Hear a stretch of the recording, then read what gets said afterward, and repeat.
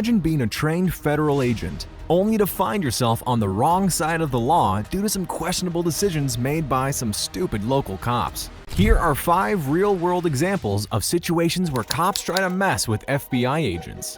Stories that will leave you not only stunned, but also wondering about the state of law enforcement we have today. Kicking off today's episode is this rather hilarious but sad video of 2 cops in Rochester, Minnesota, approaching a South Sudanese man claiming he looked like a suspect they have been searching for. But they were unaware of what fate had in store for them, and the situation took a sudden 180 when they realized the man was an undercover FBI agent. Let's take a look at how the complete situation unfolded. You're racial profile. Am I? Yeah, you're wrong. You're assuming I'm someone that I'm not. Get out of my face, man. You guys are harassing me. Yes, you guys are. Hey, you're f***ing harassing me. Yes, you are. No. He's harassing me. Why are you harassing me? You're assuming I'm someone I'm not. Okay, if you're not, then No. you're not free to go. Okay. Oh, am I being detained? Yeah, you are. For what? Because I think you have a warrant. You think? Yeah. That's an illusion. That's an illusion. You All right, think? well, all right. Stand up with your hands behind I'm not. Yes. For what? I don't have a warrant. You're very wrong. Let me get this straight. So, our 2 wise cops here think that the guy is a suspect because he just happens to look like someone who committed a crime. A hunch, you could say. Not to mention the fact that the guy seemed pretty confident that the cops had him wrong and went even a step further, accusing the overzealous cops of racially profiling him. What makes it even more shocking is that these dum-dums also believe that that's enough to detain him. Don't these guys know anything about the law? Remember, the law requires cops to have reasonable suspicion that someone has committed a crime. And oh look, what do we have here? Must be based on more than a hunch. What this means is anything these cops did from here on was way beyond legal and was unconstitutional. I don't have a warrant. You're very wrong. No, you are wrong. What do you mean if you're wrong? You're wrong. You're wrong. Alright, this is the second time I'm hearing this from the officer. If I am wrong, I am wrong? Think about it. It's one frightening statement that's both unprofessional and dangerous at the same time. If officers start throwing such excuses and logic in situations like these, you can only imagine what they would do if the stakes were high. This could easily turn out to be a nightmare for someone, if you ask me. I didn't do nothing. For what? For what? Can you tell me for what? For what? I'm under arrest for what? No. If you got the wrong guy, I'm suing all of you guys. Let me get your card. Can I get your card? Can I get your card? Okay. I'm not standing up front. Listen, I'm not under arrest. I don't have a warrant. I don't have any. Unfortunately for the cops, the encounter was filmed on a cell phone camera, and we can see how the man repeatedly kept calling them out on their mistake and pointed out that they didn't have a warrant to arrest him. Something these cops should have known already. But then, things quickly escalated when one of the officers tried to grab him. Hey, yo. Hey, officer. Listen. No. Matter of fact, look at my ID. He got the wrong guy, I'm telling you. Several voices can be heard in the background, and it seems like they know the man and are telling the officers that they made a big mistake and they got the wrong guy. You guys do got the wrong guy. You guys are f***ing stupid. That's not you. You guys are racial profile thinking I'm somebody. Take some sir. cuffs off. You guys really had nothing else to go to college for but be a cop and harass me? To assume I'm somebody I'm not? My ID's in my back pocket. After the arrest, thinking it was a run-of-the-mill situation, this officer finally decided to follow up on the guy's request to check his ID. Watch how funny this is. Little does he know, he's in for a shock. Oh, what does that say? What does that say? Oh! Wrong guy. Oh! Wrong guy. Oh my God! Turns out, the person in cuffs is not just any suspect. No, it's an FBI agent, right here in the middle of a local law enforcement activity, and these cops are in big trouble.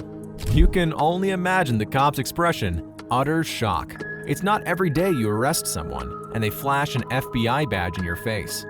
Just notice how this arrogant cop shifts from constantly establishing direct eye contact with the supposed suspect to avoiding any eye contact entirely after inspecting the ID. No, get the f off me, dude. Get off me, dude. Bro, you up. Matter of fact, I need our cards. I need your supervisor over here. Call your supervisor. Call your supervisor. The agent goes on to reasonably explain the whole situation to the supervisor, who clearly looks uneasy at this point and is desperately looking for the nearest exit.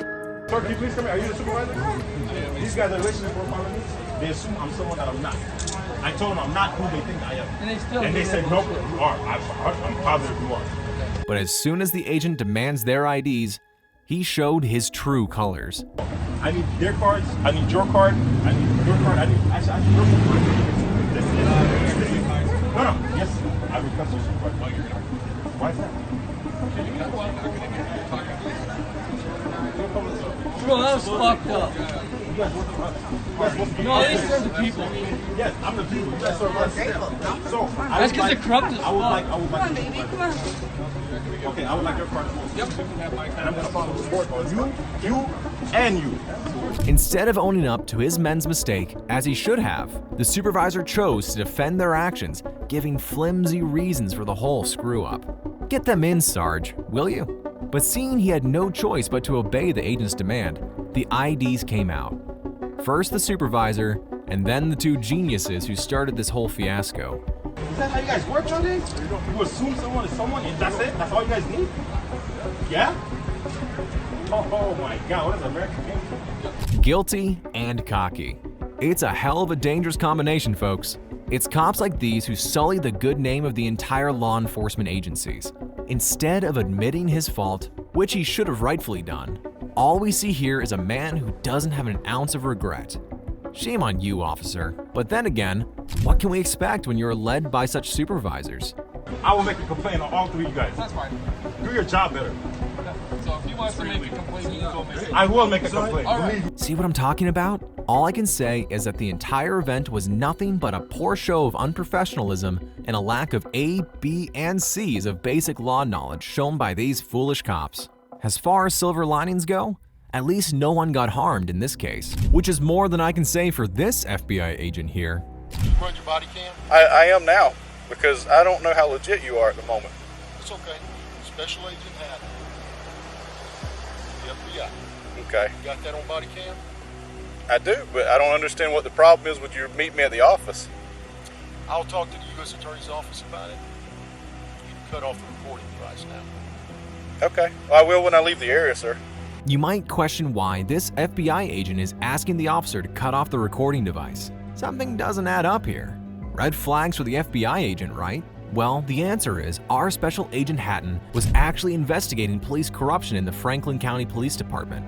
And as a part of this undercover operation, he asked the officer in the video, Mr. Rolf Gordon, to meet him at a random parking lot, perhaps to ask some questions related to the case. However, the officer didn't like the fact that the agent called his personal phone number instead of taking things through his office and grew skeptical of him despite the agent's disclosure of his credentials. Hey, TJ, this guy is telling me to turn my body camera off and telling me he's going to contact other people to get involved with this. Let me get his tag number real quick. He's got a radio and he's got credentials. Franklin, does that come back to any government agency? It just says Advanced Wiring Company. Do you work for a Doesn't wiring say anything company? Further. It's a covert vehicle, sir. Did he seriously think it would? Of course, it's a covert vehicle. What kind of undercover FBI agent would drive in an FBI-registered vehicle? I do feel like I'm being detained. Am I being detained? Am I being detained? You're the one who called me here, sir. How did you get my phone number? I can't do that. That's a pretty dumb thing to ask from an FBI agent.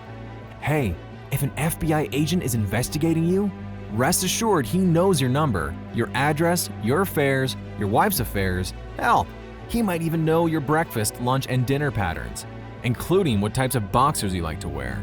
It's also important to note here that Agent Hatton had valid reasons for seeking such an informal meeting with Deputy Gordon, as revealed later in the interaction when Agent Hatton subtly hints at his potential involvement in a more extensive inquiry into the sheriff's office that goes beyond the scope of the deputy's citation while conversing with his supervisor. You can't call anybody in the PD because the PD is just here backing this guy up. It's Franklin County that's holding him. So you have to call the sheriff to let him know that his deputies have been stopped here and are holding me. He's going to ask why. You're not going to be able to tell him. The plot thickens. Anyway, the officer later goes on to detain him, giving sloppy reasons like, "Oh, I don't trust you being an FBI agent, and you are being uncooperative," when in truth, he was the one who denied checking the agent's registration. Hey, you are detained at this time, sir. Hey, I don't think this guy's legit, man. But you're being very uncooperative with me. You asked me to come up here. You called my personal cell phone number. You can't tell me how you got it. Your vehicle is coming back to a wiring company, not the It's FBI. a covert vehicle. Okay. You Would get you mad. like to see some registration? You get mad at me because I turned my body camera on, Would you like to see some registration? and you know a lot of stuff about me. Would you like to see the registration, sir? I don't really want anything from you at this point. My supervisor's on the way. Excellent. Uncooperative? Really? First, do your job as an officer. As the dilemma continued, Agent hadn't even showed his license and his badge for the second time to Officer Gordon, but somehow, Gordon remained unconvinced. Eventually, multiple supervisory officers arrived on the scene, but they were even worse than Officer Gordon and decided to arrest him and put him in the back of the patrol car. Not only this, they even decided to not roll down the windows or turn on the AC, and given the hot day in Florida, it was only inevitable that things didn't go well for Agent Hatton. Yes, sir. There, brother. Okay. All right. I'm turning it on right now. Open the door. I can't breathe. Sir, I can't open the door. You're being detained right now. As time passed, the agent started complaining, and in spite of his repeated plea, the cop continued to ignore him. You're burning me up, brother. I had the defroster on. No, you didn't. Brother, I need air. God almighty. All of a sudden, they receive a phone call that should put the entire event to rest. 33, go ahead. He is legit. 10-4. All right, that's what I'm doing right now. Here we go. All the proof you need in the world. However, even after this, the officer chooses to retain the agent inside the patrol vehicle, despite receiving explicit confirmation that he is, indeed, an FBI agent. Instead of promptly following the given instructions to release him, the officers continue conversing about the situation. All the while, the agent pleads for his release. It is only after an additional 3 minutes of entirely unnecessary conversation that the agent is finally allowed to exit the vehicle. But sadly, the damage was done. Call 911. I need a medical attention right now. Unlock me. Call 911. Call 911. We're releasing you right No, now, call sir. 911 now. Call 911. I need 33. After a further 10 minutes, the medics finally arrived and the cop explained the whole situation and said that the man complained about shortness of breath and vision loss. Started complaining of shortness of breath, vision loss. In the hours after Hatton was released, FBI agents in brass descended on Apalachicola, meeting with Gordon and the sheriff to find out what happened and why. Both agencies later decided to put the incident in the rearview mirror, followed by Sheriff Smith's promise, and I quote that, "Both our agencies work together a lot better." Smith also agreed to the fact that they needed more training. But honestly, training or no training, that's no way to treat someone, let alone a fellow law enforcer. It's a great example of ego and how ego gets in the way of common sense. It also shows how sometimes police can take literally anything you say or do and turn it against you. Oh, and if you don't say anything, you're being uncooperative, and that's also grounds for suspicion. Fortunately, despite what can only be characterized as disrespect and negligence from the officers, the agent did not sustain any significant injuries. However, the same cannot be said for ATF agent Burke, who was subjected to such mistreatment by the police that he found it necessary to file a lawsuit against them. On July 7, 2020, Agent James Burke, a 16-year veteran of the ATF, was dispatched to a home on the 3300 block of Edgebrook Drive near Dublin, Ohio, to confiscate a shotgun from a resident who was not permitted to have a firearm. But instead of letting him in, they closed the door in his face and called 911, reading Burke's badge number to the dispatcher. In Burke's mind, it was no big deal as he was frequently used to this verification process. What happened next was not only shocking to Burke, but to anyone who's watching this video. Hey, turn around. Let me see your hands. Turn around. Let me see your hands.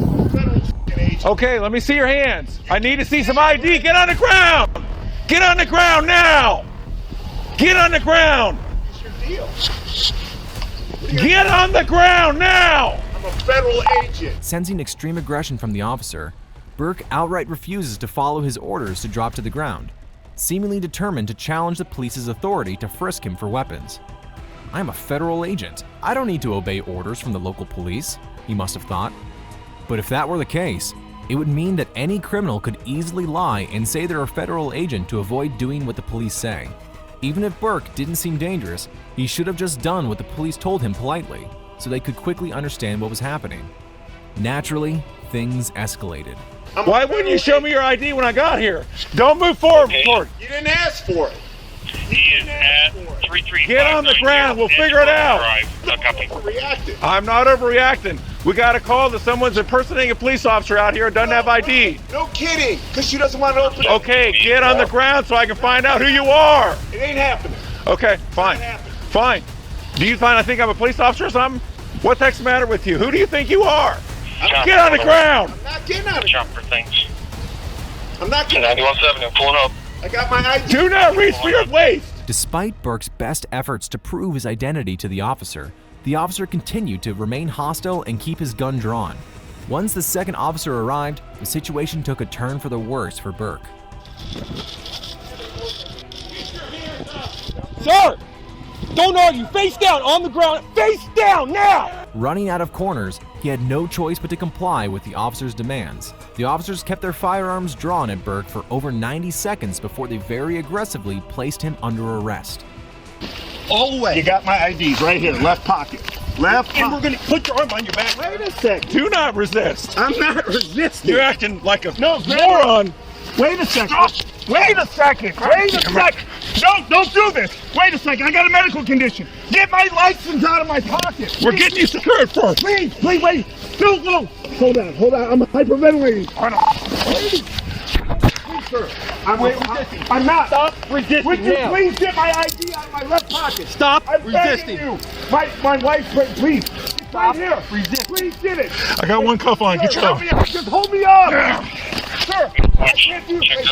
Sir, Stop resisting now. please help me. But wait, the show isn't over yet. Apart from the uncanny aggression, these cops left no stone unturned in bullying Burke. During the forceful arrest, they repeatedly used a taser on him despite him being face down on the ground and not putting up any resistance. Please Joe, get your taser out. My taser. My Get your taser federal out. friend. Get your taser out, Joe. No, don't do that, please. Don't make me tase You're gonna you. get tased. Ow, don't do that. Okay. Here. Get him cuffed. Get him cuffed. It is cuffed. Get him cuffed. Get him cuffed. In pain, Burke continued to tell the officers that he was a legit ATF agent out on a case and his ID was in his pocket. Regardless of the confirmation, the officer continued with the arrest and put him in the back of the patrol vehicle. Why would you make us do this? I didn't want you to. I wanted to. Wait. No, you knew what you were doing. Sir, calm down. Relax. Sir, hey, guys, please, just talk to me for 1 second, please. Get in the car. No, We'll wait. talk later. Sir, wait. You had your chance. No, I was trying to give you my creds. You didn't No, let me show you them to never you. once tried. I did. Get in the car. Wait. Now. Have a seat. Please, wait. I gotta breathe. Okay, please, sir, let me breathe. sit down and breathe. Let me breathe. I have a medical condition. We're gonna get air to you. Get No, your legs no. in. Get your Sir. legs in. We're closing this door. The cops then forced Burke into the vehicle, ignoring all his pleas and explanations regarding his medical condition. I need air. Sir, please, call an ambulance. I'm asking for an ambulance. Okay. You're an idiot. For crying out loud, you're a cop. You're not an ass. No, What the heck's the wait, matter I with you? can't. You're fucking my head up. The seatbelt's in place. Please. Why would you act like this? I didn't act anyway. If you are a real police officer, you ought to be ashamed of I yourself. was trying to give you my creds. After about an hour, Burke was released without any charges. Later, Burke decided to file a civil lawsuit against the Columbus Police Department and the two officers involved in the incident, accusing them of use of excessive force and unlawful arrest. It was also reported that the trauma had such an impact on Burke on both physical and psychological levels that he has since moved to an administrative role within the ATF instead of field work. Our thoughts on the matter? Well, as evident from the footage without a shadow of a doubt, the officer's behavior is anything but constitutional in this case and screams of aggression. But to give them a little benefit of the doubt, honestly, both parties involved are guilty to some extent, and Burke could have easily handled the entire altercation much more maturely by just agreeing to just surrender peacefully in the first place. For sure, a lot of drama could have been avoided. Don't you agree? Speaking of drama, get ready for the next one, as it's full of it. Though the man involved here is not from the FBI, but does have an excellent understanding of the law and is here to show how foolish and corrupt these cops can be. Mac Proctor, this guy, was parked in a private parking lot, patiently waiting for his takeout order while he is also on his delivery driver shift. Although his vehicle wasn't in an official parking spot, It wasn't obstructing traffic flow, and Mac had briefly left it unattended for about 2 minutes in order to pick up his food. Upon returning to his vehicle, a police officer approached him and claimed he was breaking parking regulations. All right, Mr. Proctor. That is your last name. Everything okay?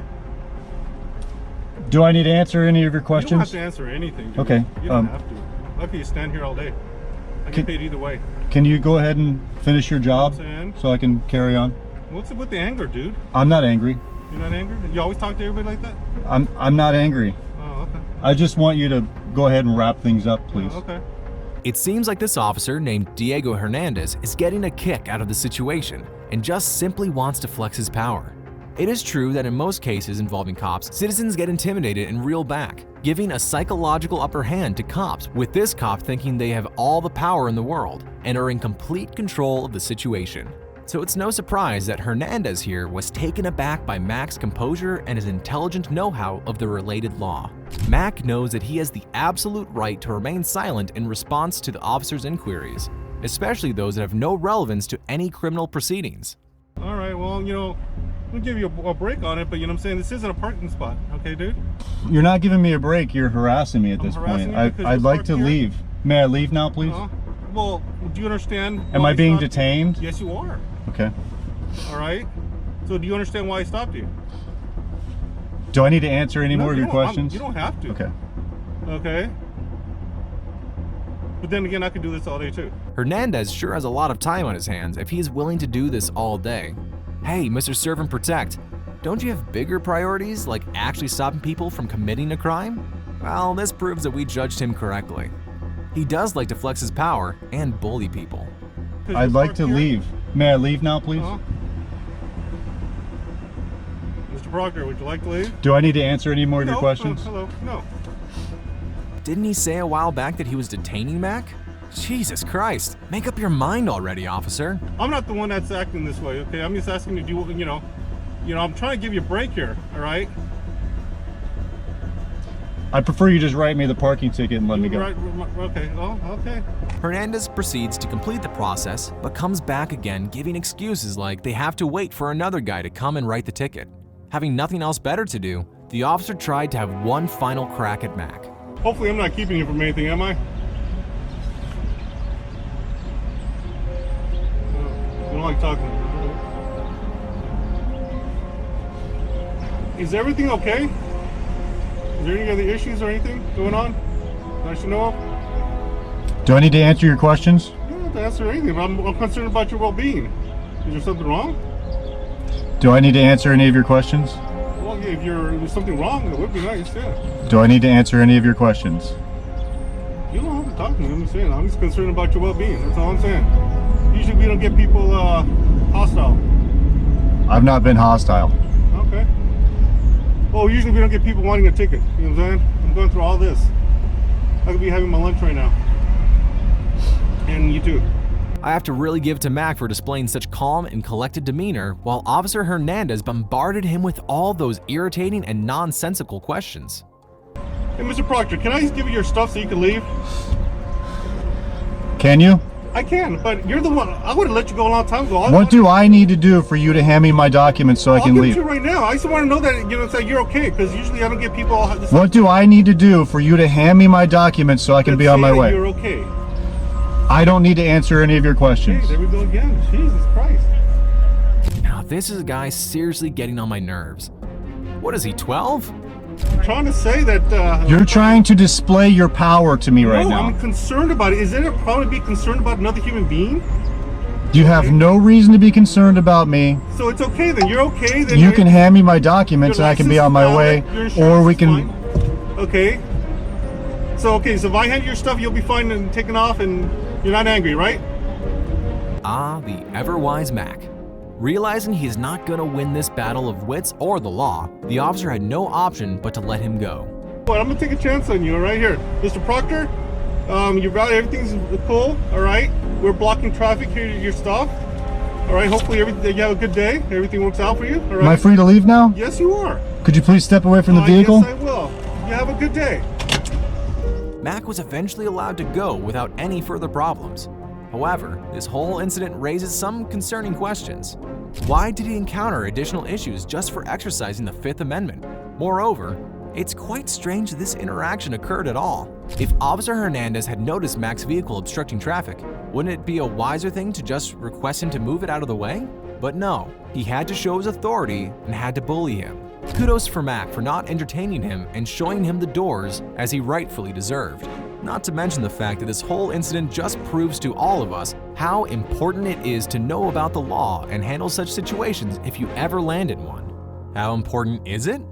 Let's find out in the next case where a bunch of cops arrested an ex-FBI security contractor solely for the reason that he just didn't know the law enough. How you doing, sir? Good. All right. What's up? Deputy Turner with the Sheriff's Office. The reason Okay. I'm stopping you is your plate's obstructed. Yeah. Whatever that thing's got, you got to take it off, okay? Okay. It's got to be visible within a certain distance.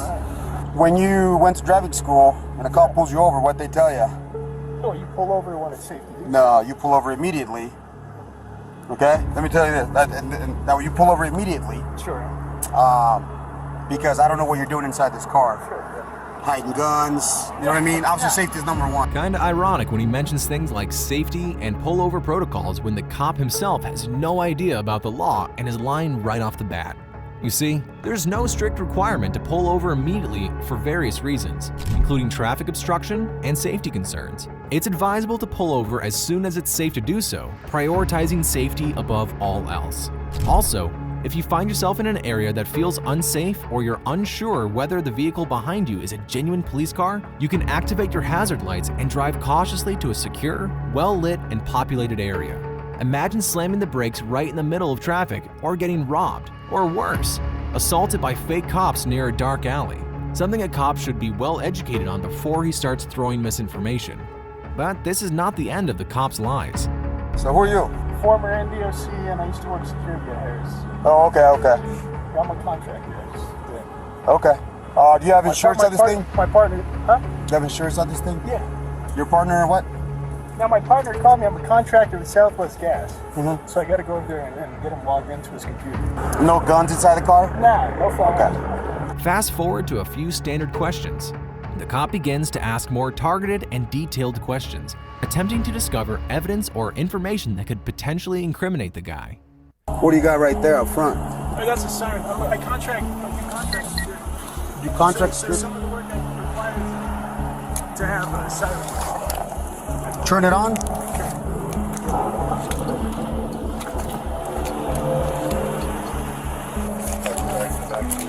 Yeah. Why have you taken the lights off of there? Yeah, I do contract work, so I have to have lights on this vehicle for some of the work I do. They shouldn't be that color though. Yeah, they shouldn't be red and white, brother. Yeah, it depends on who you're contracting with. If you contract with law enforcement agencies, it's different. Which agencies do you contract with? The various ones. DOJ. Name some. DOJ? Sure. So you have a contract? DHS. I've worked for DHS, yeah. Okay, so do you have a government ID? I have a contractor ID. Where's that? It's in my hood. Ready for the big moment? Where'd you get this? That's an issue. Issue 2? Federal Bureau of Investigation badge? Now the cat's out of the bag. The officers were shocked to find out who he was. However, this doesn't prevent them from going too far and exceeding their authority by searching the agent without obtaining his consent. I'm gonna read you your rights too, okay? Because you're handcuffed, you know what I mean? So I feel more comfortable that way. But then, the police officer begins an unwarranted search of the agent's body and vehicle without any request or permission, violating the agent's Fourth Amendment rights, which safeguard against unjustified searches and seizures, an act both illegal and unconstitutional. No guns, right? Nah. Inside the car? Yeah. Okay. Who, because, like I said, man, too, put your money in, put that back in, which I'll put in the bag, okay? So the reason that you're in cuffs, okay, unless you're a sworn officer, I know in Nevada everybody does. yeah, you're not allowed to have red and blues, Sure. right? Because then you Sure. could easily impersonate Right. a police officer. Sure. So who issued this to you? My former employer. Your former employer? So you used to work for the FBI at one point? I've contracted with the Department of Justice and the FBI. These officers are obviously displeased that the agent has a response for every question. So the second officer starts to ask questions he knows the man cannot answer, aiming to create a situation that might incriminate him. Since you got the badge, where's your creds at? Where's your federal creds at? I don't need federal credit because I'm not criminal. Once more, it's crucial to emphasize that the officer's concern is primarily with the lights on the agent's car. They do not, and I repeat, do not possess the legal authority to conduct a search of an agent's person in this situation. Therefore, going into his pockets is entirely unjustified and downright illegal. Considering the whole light deal, things do seem a little shady. As the incident happened in Nevada, it's essential to note that it's against the law for a civilian to use red and blue emergency lights on their vehicle. However, this man never activated them. And when he did, it was during his official duties as a contractor with a law enforcement agency.